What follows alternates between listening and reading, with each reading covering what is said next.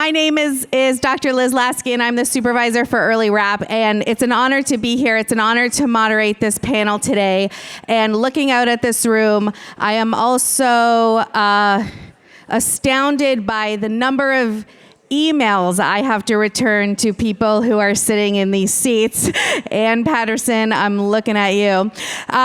And I'm so delighted to be here, and I'm hoping I can share a little bit about why we're talking about some of the prevention work that we're doing and the programs, specifically the RAPP program. And I wanted to share a small story, if I could, and I know we don't have a lot of time, but I promise it's gonna be a good one. So snuggle up, get your brownie, I'm gonna tell you a story. I want to tell you a story about a village by a river. And on the count of three, I want you to ask me, how long was the river? So there was a river. 1, 2, 3. How long was the river? I mean, how am I supposed to know how long the river was? I have no idea. Okay, so there's a village by a river. And the river was central to the village. People would come and do their wash and get their water for cooking, and they would drink the water, and the kids would play in the water. And people would just locate themselves around the river, like many villages.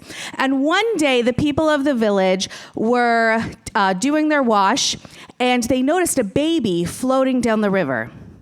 And of course, they jumped in the water, they scooped up the baby, they didn't know where it was from, they took care of it, and they didn't know what to do, so they kept it in as if it was their own. The next day, they go out, same thing, getting their water, doing their wash, doing their cooking and their cleaning. Another baby is floating down the river.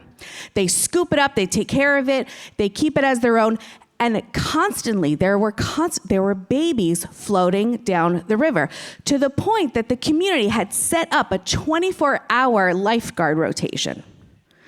So the community gets together and they say, we have a problem. We have all these babies floating down the river. All we're doing is spending our time being lifeguards, scooping up the babies, taking care of them. We have to divide and conquer. Half of us have to go upstream to see where the babies are coming from. The other half will stay down here and take care of the babies who end up in our village. So of course they go upstream, and what do they find? The village up the stream, up the river, has a hole in the fence. And that babies were crawling through, and so of course they took all the babies and they delivered them back upstream to their homes. And this story really addresses the complexities and highlights the complexities of prevention. Because what's the question here? Do we stay downstream and scoop up the babies and save the babies? Or do we go upstream and mend the fence? And for those of us in this room, we know we have to do both. And this panel, I think, is so important because the people on this panel are going to be able to so just as I say so well, how articulate was I? Not negative. But the people on this panel will be able to highlight those complexities of the importance of prevention and what we're doing on our side in terms of prevention and really how important that is. So I'd like to introduce closest to me over here, Karina Chavaria, a social worker from the Relationship Abuse Prevention Program, my colleague. We also have a Relationship Abuse Prevention, a RAPP peer leader, who I'm sure it didn't need a lot of convincing for you to skip school today, but we're happy to have you here. Prialina Diaz, so nice to have you here. Of course, we have Suzanne Miles Gustav, the acting commissioner, New York State OCFS. We also have Alika Ampry-Samuel, regional administrator, US HUD, and Rita Joseph, chair, New York City Council of Education Committee. It's so good to have you all here, and thank you so much for volunteering your time and helping us think through this important issue. And I'd like to start with Council Member Rita Joseph. And you and I have a few things in common, but one of them is that we both spent a lot of time in public schools, you as an educator, and me as a RAPP coordinator for 15 years in middle schools. And you and I both know well that that violent behavior starts young, and the literature is showing that it's starting as early as age 12. And our RAPP community, our RAPP program, we're in over probably 30 schools right now across the city in all 5 boroughs. We actually also are adding District 75 schools. And I want to hear from you. What impact do you think that prevention programs like RAPP could have on youth violence? Thank you for that question. Good afternoon, everyone. Happy to be here. We need to start making our buildings, our school buildings, and I know you'll agree with that, a safe space for our students, non-judgment. We talk about everything, but intimate violence, we don't talk about DV. We avoid the conversation when it comes to our New York City kids. And so we have to start having that conversation in smaller groups. 12 years old is too young for someone to be already in an abusive relationship. Mm-hmm. And as we see, that carries on into their other relationship. Some of our students think it's acceptable. Mm-hmm. Oh, I deserved it. I spoke wrong. I said something else. And some of them are also, I had a lot of students who was also in DV shelters. Remember, our students tend to imitate what they also see. And they carry that with us, with them into Which the is school. I don't know what you think about this, but I hope you'll tell us. Why do you think we're afraid to talk about it? Or why do you think we're nervous to talk to youngsters about this? Sometimes it's culture. We have a culture of do not say anything. Mm-hmm. So we have to also change that mindset and that culture that it's okay. But maybe we need to start having the conversation with the administrators and the RAPP. I always think we always leave also parents out of these conversations. Yeah. Educational journeys have to be with parents. And one of the things New York City Public Schools did is we left parents out of these conversations. Mm-hmm. And that's one of the things I keep reminding the chancellor. Parents have to be part of this journey in order for us to get answers. We cannot leave them out. They are our partners, our lifetime partners. If students are to succeed, parents have to be part of these conversations. And we cannot be afraid. Yeah, it's an elephant in the room, but we cannot be afraid to tackle that elephant and say, hey, this is unacceptable. We did intimate-based gender violence in our group, in our Boys and Girls Club in my district with young people. They showed up. Mm-hmm. And a lot of them didn't realize some of the behavior is DV behavior. Mm-hmm. So they also need to identify and know what the behavior looks like. Because sometimes yelling at someone is unacceptable. Mm-hmm. Pushing and shoving is not okay. There's a line. We got to show them the boundaries. I'm glad you bring that up because, as a clinical social worker I work with kids, and so does Karina. We work with kids, but we don't just work with kids. Correct. You can't just work with kids and not include the parents. That's why our program actually includes education for parents. And what I love about what you're saying is you're really highlighting the importance of being able to plant those seeds for kids on the definition of violence, the definition of abuse, so they're able to start their own critical thinking about, hey, is what's happening to me okay? Or, hey, is what I'm doing okay? It sounds like that's what you saw while you were doing that. Correct. It's you can also have a checklist to self-check yourself as well. Am I doing the right thing? Mm-hmm. Sometimes they don't know, but that's where we come in and we start having these difficult conversations. We talk about everything else. Oh, and by the way, it's not to say grown-ups are great at this either. Exactly. We make this tall order for kids, and then we always say, well, what about the grown-ups, right? We're sort of all in this together. We leave them out of those conversations, and those conversations are important. I remember we talk about HIV in school. We talk about all of these other sex education, but we don't talk about DV. And it's like, oh my God, the little black secret. No, we're not going to do that. And I think it should be part of our conversation, either in smaller groups, even with our social workers, our guidance counselors, that the students, and the mental health support that we provide. And that's why it was so important this year in this budget to make sure that mental health continuum was back in the budget to support New York City kids. It wasn't an easy fight, but we made sure, and I made sure as the education chair that it was there. Yeah, thank you for bringing that in. Yes, absolutely. Commissioner Miles Gustav, I'm wondering if we can talk to you for a minute. And you oversee New York State's Office of Children and Family Services, and your agency is tasked with promoting the safety and the well-being of our children, our families and communities, kids and parents, all of that in there as well.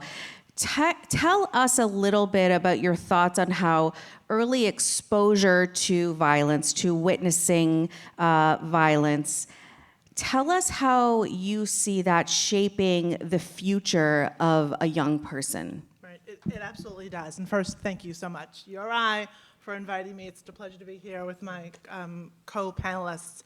And so I do bring you greetings from Albany. I came down from Albany yesterday, although I'm originally from Queens. I heard 0 Queen shout-outs today. It's a lot of Bronx. Okay. Oh, we got Queens in the house. I digress. Queens woke up, I guess. Queens is awake now. So at the Office of Children and Family Services, we are all about the fixing the fence up the stream, Yes. because it's all about upstream prevention, because we do see the impact of that intergenerational violence when we get kids in care. So intergenerational violence intersects completely with intergenerational impact in child welfare, intergenerational access to juvenile justice, right? All of the systems that we have at the state level that are unfortunately punitive. They should not be punitive. They're meant to help.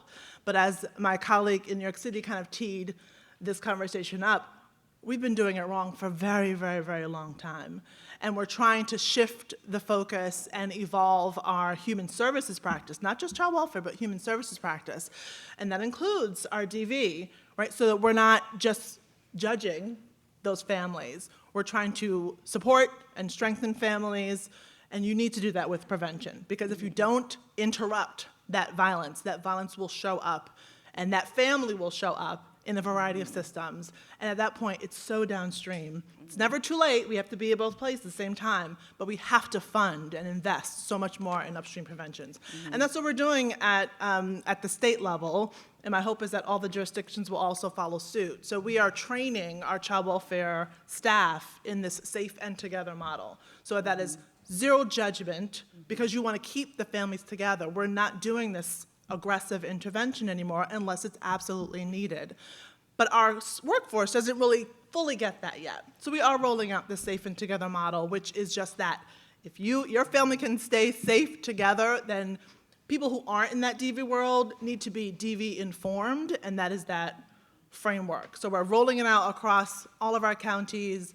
There's active coaching in at least 21 districts right now. Not everyone has rolled it out, but slowly moving. But that safe and together model, I think, is a concept that we've been talking about all day, making sure that we are supporting and strengthening families, because we know families are overloaded. They're dealing with poverty, they're dealing with unstable housing, they're dealing with unemployment and underemployment, all the things that cause toxic stress. All that toxic stress shows up in a variety of ways, including DV, including abuse and maltreatment, and we do want to interrupt that. Like And the other piece that you're alluding to is that you're not making this diagnostic, you're not making it pathological. It is truly there as a prevention model. Correct. It's really no judgment. And I know a concept that's really hard to accept for some people is in the substance use world, we're moving like fast forward towards harm reduction. And that is, again, no judgment, getting people what they need to remain healthy, remain alive, remain safe. And you can be on your healing and recovery journey at your own pace. But we're not judging. We can't. We're public servants. We're human services. We're supposed to put the humanity. I'm trying to put the humanity back into human services, so you meet people where they are. Yeah, thank you for that. Sure. And we know, see, Queens is showing up. The Queens is applauding. We can't talk about healthy relationships and healthy families without talking about where people live and home life. And we have Housing and Urban Development Administrator Alika Ampry-Samuel. So excited to hear from you a little bit. And we know prior to this role, you served as a member of New York City Council representing Council District 41, which had the highest concentration of public housing in the country. Tell us a little bit about the connection between safe, stable housing and how that can contribute to cycles of abuse and the relationship between those two? Well, good afternoon, everyone. So I'm just going to jump right in there in the interest of time. We all know how critical and how important a stable home is. We know that. But what we really don't begin to dive into is what does home actually mean for people?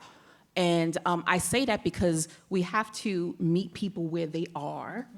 And we have a lot of children who are just hurt, right? And hurt people hurt people. And some children leave the home because of how much chaos is in the home. And they find themselves in the street, they find themselves with gang members, and the gang members become their family and their home. And then we have children who are part of the ballroom scene, the LGBTQIA children who find themselves in different houses, and that's their new family that they've created. And so I think it's critical that we begin to not look at the traditional home and the family, but look at how can we support this individual in this unique circumstance, in this space within these four walls, and then support everyone in that space in some kind of way. And so we need to really begin to think more creatively and outside of the box, because life is different now. And I just wanted to comment on a couple of things just from earlier. When we talk about children, we can talk about children and parents and preventive services all day, but what I'm noticing is that people are scared to approach children. When you see young people stand, before they even get into the schoolhouse, you see them standing on the corners. And in the city council, I love when I see elected officials that do conversations on the corners and just approach a young person and just say, how are you doing today? What's going on? And another thing I wanted to mention was in the 90s, I was a child protective specialist with the Administration for Children's Services for City of New York. And I love what I've been hearing today, because there have been policy changes that we've been talking about for decades. And I just wanted to say, when I would go into a home to investigate allegations of abuse and neglect, I was told if the mother has a black eye or bruising, that means she can't protect herself. So if she cannot protect herself, she cannot protect her children. And that warranted a removal. And I'm only bringing this up because I was devastated when I was in the Satellite Academy and was told that this is a policy and a practice, and this is what I was supposed to do for my job. Knowing that I grew up in public housing, my father was a heroin addict, my mother was always aggravated, this was during the crack epidemic, it was a bunch of crackheads in and out of my house, and when somebody would steal my mother's rent money, she would get upset and throw a 13-inch black and white TV across the room. That's crazy, right? But today I'm a HUD regional administrator, right? And so there were social services, there were support services, there were social workers from agencies who came into the home and provided us all with some level of therapy, some level of, this little girl over here in the corner should get a scholarship. That's how I went to private school, because Miss Brown said that she had an application that I should fill out. And if we are not meeting people where they are and not judging, right?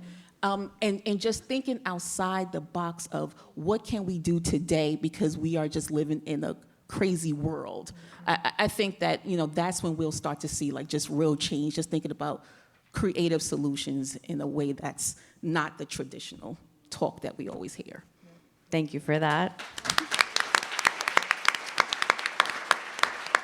And I want to acknowledge that piece of course, thinking outside of the box of how we engage people. And I think what you're saying is such an important piece, because we hear you use the word gang. There are people who hear the word gang and go into a mild panic attack, like, oh, we're talking about gangs again? How are we going to talk about gangs? A lot of really good and protective factors come from being in a gang. And that's a complexity that we have to take on. And these youth who are creating their own homes, who are creating their own communities and their own families, people start having panic attacks about that. Like, what are we going to do with them? How are we going to educate them? What are we going to do? And you're saying, let's use that as a strength. Let's use that as the way to engage and to promote prevention. Absolutely, absolutely. And even so at HUD, right, so my previous role in the New York City Council, we always looked for ways to be able to support families, through wraparound services. I remember when the NYPD had a program called Juvenile Robbery Intervention Program, JRIP. And whenever a young person was arrested and went through their precinct, they reached out to the community-based organizations to say, can you go into this home and find out how can we support the home so this young person don't come back through our precinct? And so we were just creative in, okay, we'll support community-based organizations that are willing to do this work, and at the same time work with NYPD and the DA's office to provide a service to these families. And at HUD, we're doing the same thing, but on a federal level, working with our partners at HHS and ACF, and making sure that we are intentional, and I heard the panel earlier talk about intentionality, we're making sure that we are intentional about combining our resources in order to be supportive and maximize the dollars that are coming in. And we're providing at HUD resources to our COCs, money going directly to the City of New York, who's then going to the community-based organizations that provide support services to families like URI, like New Destiny, in order to be able to do something different. And I'm hearing these organizations doing their meetings, roundtable discussions, and in June, the last COC meeting was exclusively around how do we make sure that we're supporting youth who are homeless. And the host homes was a topic of discussion. And that's these creative ways of supporting a child in the home, whatever home means to them. And so, it's just really about just The sentiment I'm getting from you, too, is that what got us here won't get us there. So we have to change. Okay, all right. I guess we're done here then, right? Oh, she liked that. You could drop the mic on that one. Well, I can say that from the RAPP program, we very much look forward to receiving your check. Because I can tell you one thing, we're pretty creative. And we are very lucky, actually, that we have a member of our program here. And I want to introduce Prialina Diaz to everyone, a high school student who is what we call a peer leader from the Relationship Abuse Prevention Program. And welcome. We're so happy you're here. You. And thank you for bringing down the average age of this room by several notches. But you're having a good time, right? Tell everyone here, because maybe they don't know, tell everyone here a little bit about your experience in the RAPP program. I know you've been in the RAPP program a few years. And tell us a little bit about your experience and what you love about it. Hi, thank you for having me.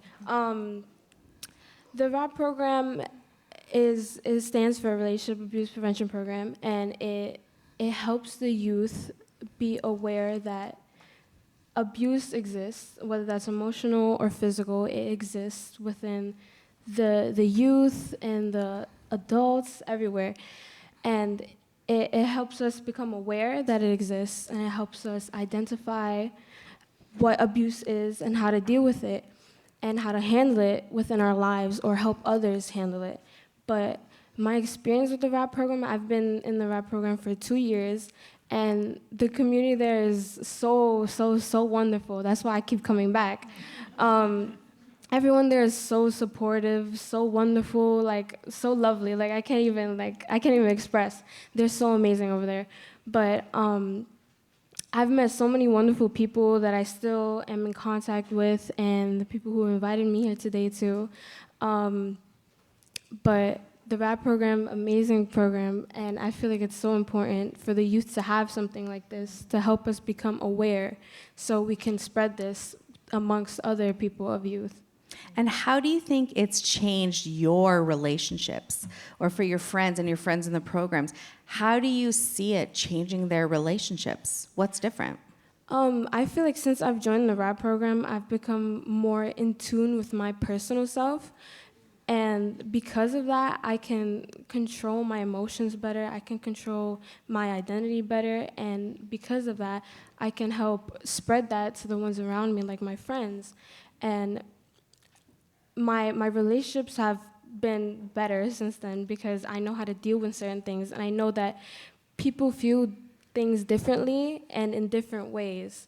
because of whatever reason or whatever background, but people are different and they feel things in different ways. And because of that, I have more patience and more knowledge on how to deal with problems and be in relationships. Thank you for sharing that. Thank you. We also have a RAPP, we call them a RAPP coordinator, a social worker, and Karina is here. Karina, who is a clinical social worker and a colleague of mine. She's in the schools every day, and she is a front-facing worker, and I'm hoping you could shed some light for us on your thoughts really around how do you think RAPP is really helping to interrupt intergenerational cycles of violence? How is RAPP really one of the key pieces that can interrupt that cycle? Thank you, Liz. I'm very honored to be here. I want to start off by saying this is my worst fear. I hate public speaking. But I feel very honored to be here and speak about domestic violence and prevention work in particular. I think that we first have to acknowledge that prevention work is healing work, it's empowerment-based work, and it's liberation work. I think that oftentimes due to limits on funding, we forget that this is an active form of intervention.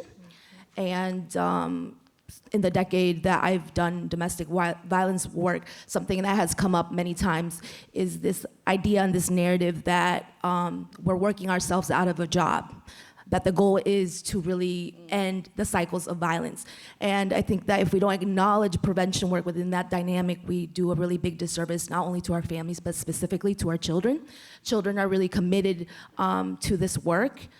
They're eager to show up, and they care to learn, and they care to self-reflect, and ultimately they grow. There's different components to this program that I think make it a very successful program, especially within this city, and especially within our public schools.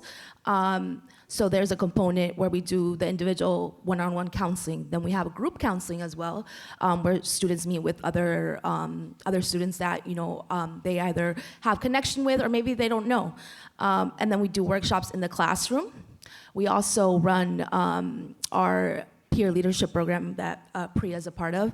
And so in this field, there oftentimes also is this negative connotation around the topic of power. And it's oftentimes connected to this idea of power and control. And I think that when we really start to kind of strip away and kind of think about different forms of power and different types of power, there's a lot of room for growth. So speaking to the individual counseling, children become empowered within, right? They learn about themselves, they do internal healing work, and that oftentimes is connected to forms of abuse and violence within the home dynamic. And Bell Hooks often, in her books, talks about that oftentimes children are experienced with violence and abuse and lovelessness is oftentimes first in our own homes. And some of our abusers sometimes are our parents. And so giving children to process the space, process that more deeply and learn about themselves and learn about the ways in which we communicate and what is healthy and what is not healthy really empowers them. And so, and that connects to what we were speaking about earlier about really connecting families to these services and really having this be a family-oriented kind of structure. And then we move. But the piece that sorry to interrupt you, and I want to hear your other thought, but the piece that I'm really hearing you say is that we need to trust the kids more, because what you're touching on is that the kids really have the capacity for their own introspection, for their own healing, for their own self-regulation, and I think sometimes grown-ups forget that.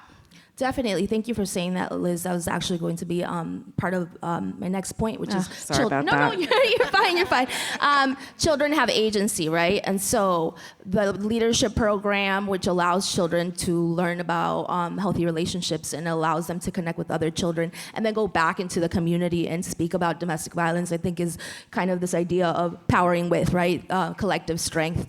And oftentimes we have children go into workshops, classroom workshops that are led by coordinators that become also student-led. And so that is, really connected to, again, the idea of powering within the self and having the awareness and the ability to acknowledge violence within ourselves, and then going back and examining ways in which we can empower ourselves in community. The other thing I really want to talk about is that a lot of social justice movements, we often forget, are youth-led, and that is for a reason. Children have energy, children have passion for this field, and they have something to say. And so when we incorporate them in our work is better, and it is a space in which we can really start to acknowledge different forms of coming to understand domestic violence and knowing what families and children specifically need. Thank you for that.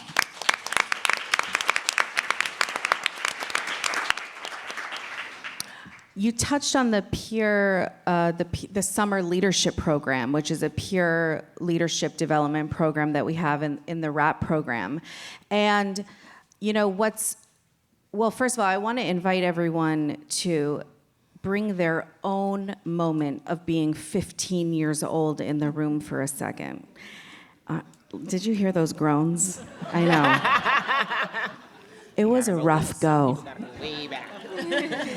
And none of us wanted to hang out with our parents. We just wanted to be with our friends. It's a developmental task. We all did it. Everyone in this room did it, just like we see kids doing it now. It's a developmental task to want to be on your own. And what's wild, and this is what a lot of the literature and research shows, that kids want to be with other kids. And kids listen, and teens want to be with other teens. And that's who they will listen to. Adolescents aren't waiting for us to come into a classroom and tell them what abusive relationships are, and to say, oh, that sounds really great. I'm going to do whatever you tell me. But if we continue to promote our leadership programs, our peer leadership programs, that's really where the magic happens.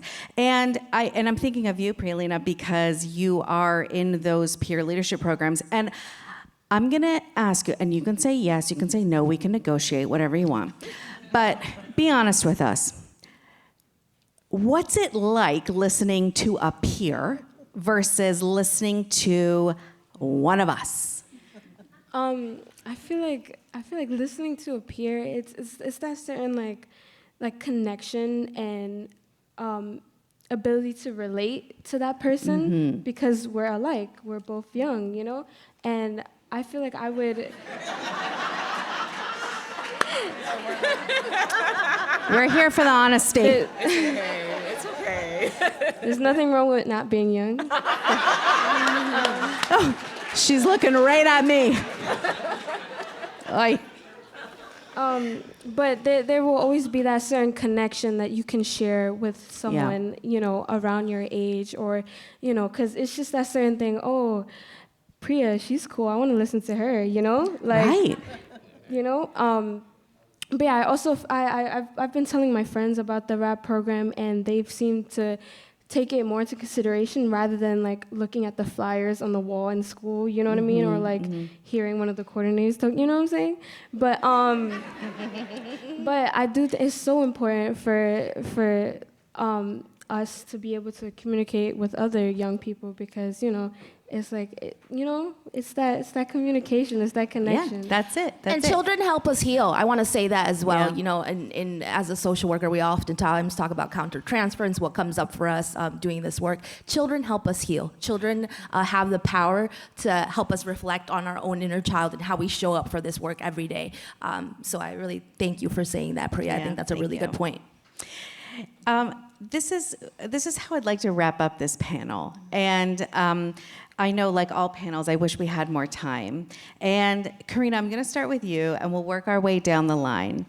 And I would like to hear from you, what is your wish for everyone in this room listening to this panel about ending cycles of intergenerational violence, the importance of prevention programs? You and I see it every day. What is your wish for us in this room? I think my wish would be that we take time to show up as the best version of ourselves in this field. I think that burnout, stress, anxiety, work demands oftentimes get the best of us, and taking time to reflect and taking time to get the support that we need to be able to show up to do the best work possible is very important, because there's people on the other end depending on us. And so I think there's value in that, and there's power in that, and that's how, again, going back to this idea of collective strength, that's where we need to start. Thank you. Beautiful. And Administrator Ampry Samuel, tell us, what's your wish for us today? I would say, because of my current role and knowing that I'm a presidential appointee and my job ends when Biden leaves the White House, and time is of the essence, I would love for everyone in this room to partner with each other or find ways to collaborate on funding that's available that I notice folks in my region, New York and New Jersey, do not apply for. When I look at allocations across the country, I get upset, and I'll call my colleagues in DC and say, well, why isn't New York on the list? And they'll say, oh, it's because they didn't apply. And so I would love to see folks just maybe have roundtable discussions exclusively around funding resources that are out there. And if you don't know or inquire about what's available, I would love for people to get in contact with me in my office at 26 Federal Plaza right up the street. Because, people talk about, can you help me with my eviction, and I'm in court tomorrow, but folks don't talk about, how to apply for dollars to prevent those same things. It's the fence again. It's mending the fence. Yep. Commissioner. So from my statewide policy lens, and this is a message that I think we're trying to accept at the state level as well, in all that we're doing to interrupt intergenerational violence and all the prevention work we're doing, I really hope that everyone in this room leads by centering folks with lived experience. And that means centering survivors, making sure all of your programs are survivor-centered, but in the human services spectrum, centering birth parents who may have been indicated for abuse, centering mothers who gave birth to an addicted baby, centering folks who are involved in the system, because they will have the answers. They know what the experience is like, and we need to center them, listen to them, and believe them. And then I think collaboratively we can create solutions. Thank you. Councilmember Joseph. Thank you. To center young people, we usually forget them out of the conversation. And as being the council member and education chair, I know whenever I have a hearing, I create a special slot for young people to come and testify. Because I have to listen to them to drive my policies. But sometimes we overlook young voices. And they're young, they don't know. No, yes, they do. They know more sometimes than we do. And as an educator, I used to always do peer tutoring, peer writing. When one of my students would write a paper, I would have each other check the paper. I wouldn't check it. I would just be the facilitator, because they'll listen to that voice. They follow that voice. And one of the other wishes I would have my colleagues across city, state, and federal, that we can work together, along with other colleagues, to make sure that we are bringing the funded. I hate unfunded mandates. Let's fund the mandates so we can have these services for New York City. Thank you. Thank you. And Priyalina, what is your wish for all of us? A wish I have is I would love to see more youth in rap. Like, seriously, I would love to see more youth in rap, because, to put it bluntly, it really all starts with the youth. It really does. And to share all of this knowledge and experience with the youth, imagine how things would be in the past, in the future, in 10 years, 15, But yeah, I would love to see more youth interested in rap. Thank you for that. Well, I want to thank this incredible panel. And let's give it up for this panel. And my wish for all of you on the panel is that you take in what Karina said, which was really about some self-care, and go and take care of yourself, eat good food, have your bubble bath, and have a good dinner, and tomorrow get to work, because we need you. Thank you so much for being here, and thank you for listening to our panel.